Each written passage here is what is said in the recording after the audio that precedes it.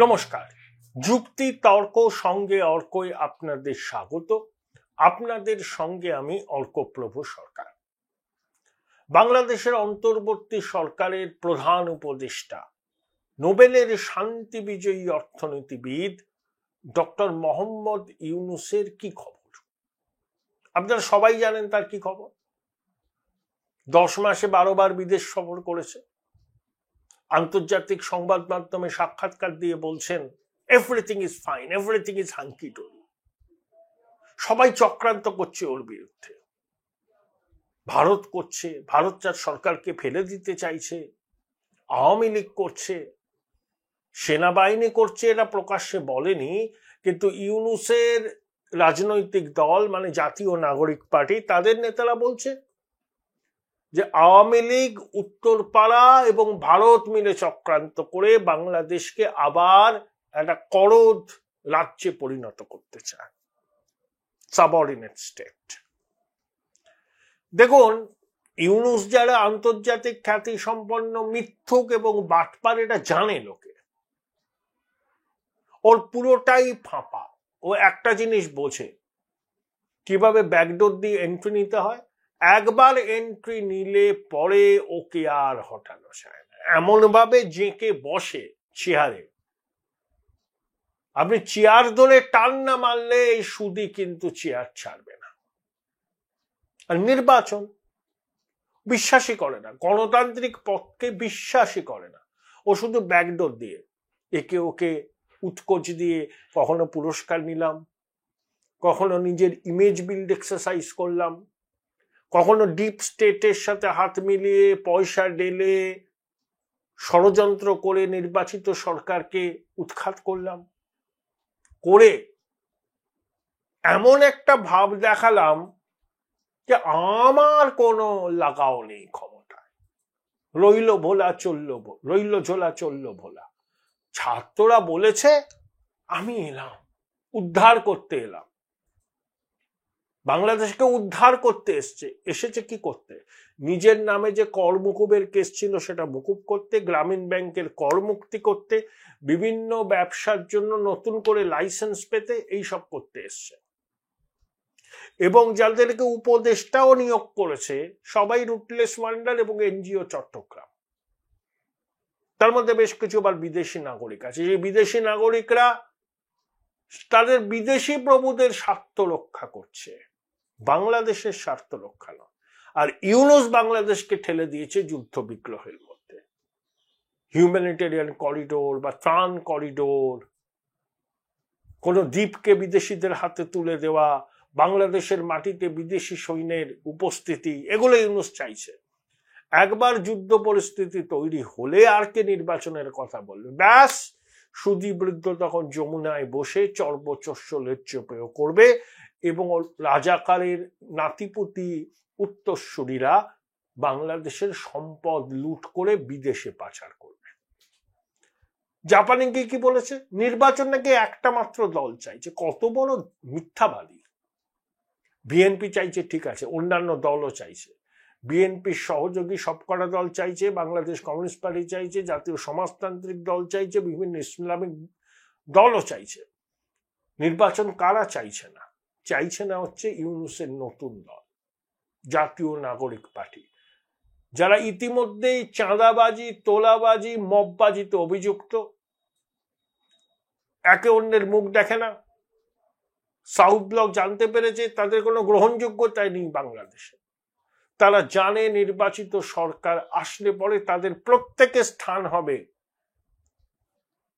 জেলে, বিচার হবে তাদের, দেশের বিরুদ্ধে ষড়যন্ত্র করার জন্য। সেই ভয়ে আতঙ্কিত হয়ে তারা ইউনূসকে রাখতে চাইছে। কখনো জুলাই সনদ ঘোষণা করতে বলছে, কখনো বলছে যে এই সংবিধান মানে মুজিববাদী সংবিধানকে কবর দিয়ে নতুন সংবিধান, গণপরিষদের নির্বাচন, দ্বিতীয় রিপাবলিক, অর্থাৎ নির্বাচন করা যাবে না। কখনো বলছে আগে স্থানীয় নির্বাচন, কলেজে বিশ্ববিদ্যালয়ে ছাত্র সংসদের নির্বাচন, তারপরে জাতীয় নির্বাচন। অর্থাৎ নির্বাচনকে ঠেলে দাও, পিছিয়ে দাও অনির্দিষ্টকালের জন্য। ইউনূসও তাই চায়। মুখ ফুটে এটা বলতে পারছে না যে আমি নির্বাচন চাই না, তাই বলছে অল্প সংস্কার হলে ডিসেম্বর, বড় সংস্কার হলে জুন। জুনের পরে নাকি একদিনও এই সুদী বৃদ্ধ থাকবে না। ওকে তাড়ালে ও যতদিন বাঁচবে ততদিন ক্ষমতায় থাকবে। ও হচ্ছে সেই লোক যে দেহত্যাগ না করলে পদত্যাগ করে না। এই যে ভারতীয় আধিপত্যবাদের চক্রান্ত বলেছে না ইউনূস, মোদিজি ওর বাপের নাম ভুলিয়ে দেবে। প্রথম কথা, মোদিজির বক্তব্যকে মিথ্যা উদ্দেশ্য প্রণোদিত ভাবে প্রচার করেছে ইউনূসের প্রেস সচিব রাজাকারের বাচ্চা শফিকুল। এই যে বিমস্টেকের পার্শ্ব বৈঠকে মোদিজি এবং ইউনূসের বৈঠক হলো, তাতে মোদিজি একবারও বলেননি যে শেখ হাসিনা যেভাবে ইউনূসকে আক্রমণ করছেন সেটা মোদিজি সমর্থন করেন না, তিনি নাকি খুব শ্রদ্ধা করেন।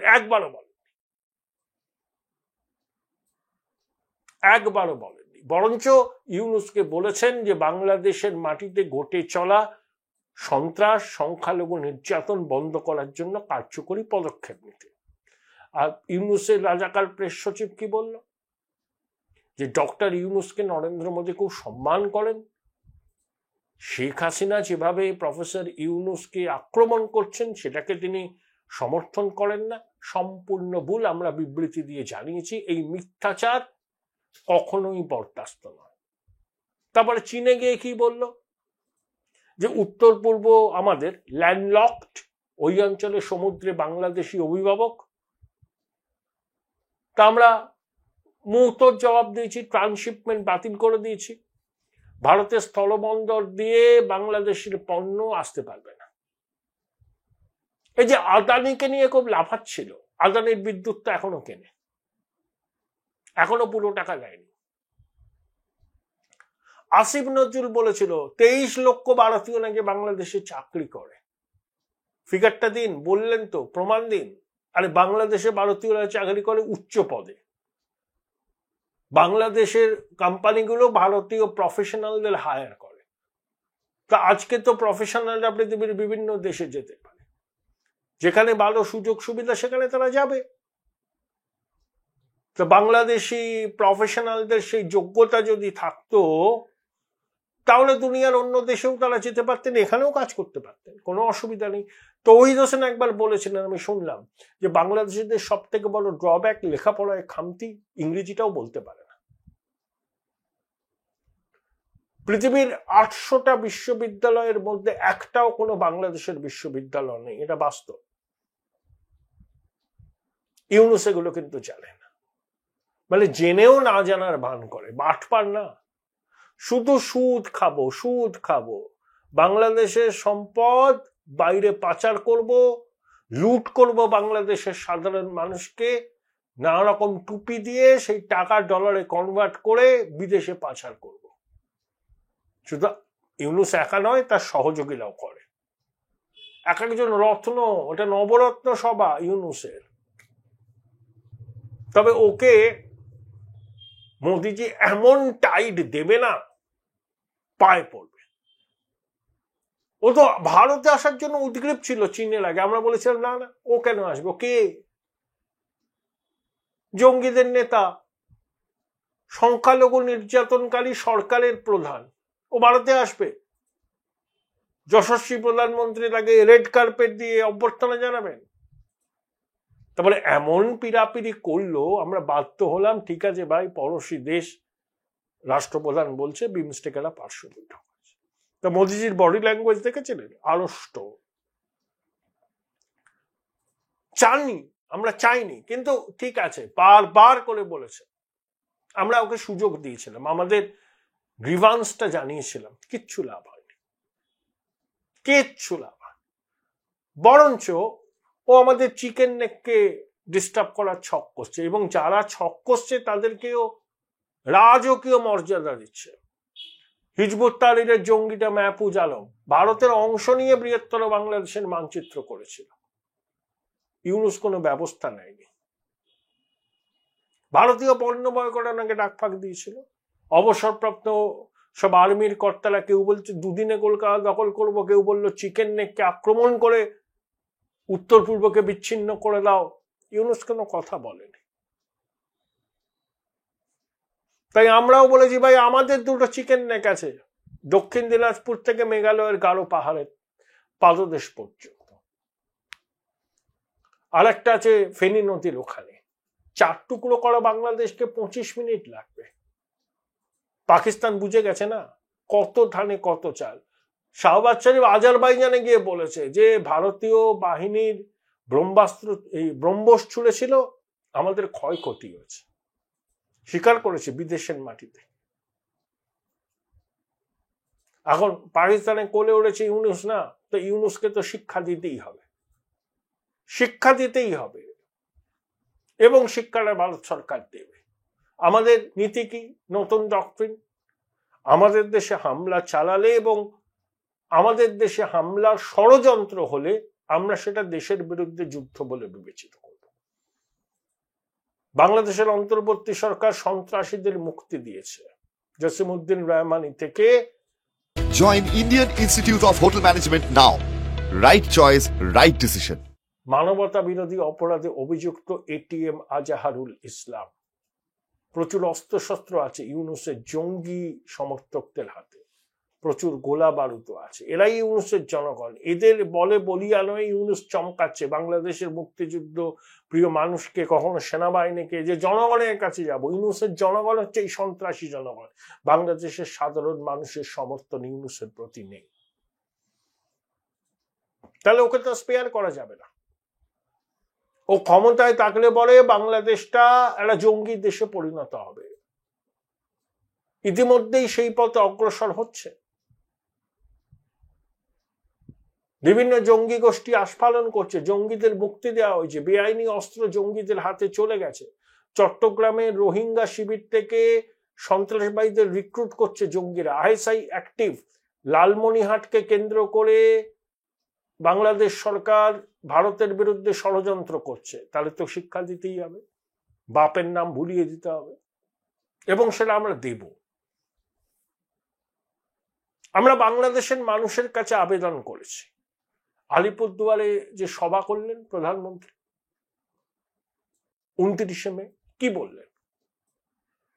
ওখান থেকে তো 20-25 কিলোমিটার দূরে বাংলাদেশের সীমান্ত। আর সভা যেখানে হয়েছে সেটা চিকেন নেকের লাগোয়া, চিকেন নেকের নিচের দিক, উপরটা তো সিকিম। যে 71 সালে অপারেশন সার্চলাইটের সময় পাক বাহিনী যে নরসংহার করেছিল তাতে 30 লক্ষ বাঙালি খুন হয়েছিল, মাতৃশক্তি ধর্ষিতা হয়েছিল। শিক্ষক, অধ্যাপক, ডাক্তার, প্রযুক্তিবিদ, সাংবাদিক, লেখক, আইনজীবী নির্বিচারে খুন হয়েছিল। সেই স্মৃতি আমরা ভুলিনি। ইউনূস তো মুক্তিযুদ্ধ বিরোধী শক্তি। তাহলে বাংলাদেশের মানুষের কাছে মোদিজির বার্তা যে আপনাদের দেশের সরকার যারা আপনাদের দেশের মাটিতে 54 বছর আগে নরসংহার করেছিল তাদের সঙ্গে মাখামাখি করছে, যে পাকিস্তান এই মানবতা বিরোধী অপরাধের জন্য ক্ষমাটুকু পর্যন্ত চায়নি।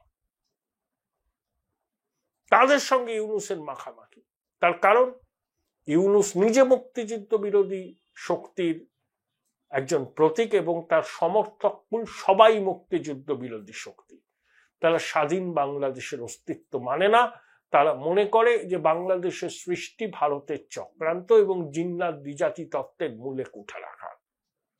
তাই ভারতকে ওই 1000 টুকরে ভাগ করার যে হুঙ্কার ভুট্টো দিয়েছিলেন 71-এর যুদ্ধে হেরে, তার অনুরণন কিন্তু ঢাকাতেও পাওয়া যায়, চট্টগ্রামেও পাওয়া যায়, যশোরেও পাওয়া যায়, খুলনায়ও পাওয়া যায়, রংপুরেও পাওয়া যায়, রাজশাহীতেও পাওয়া যায়।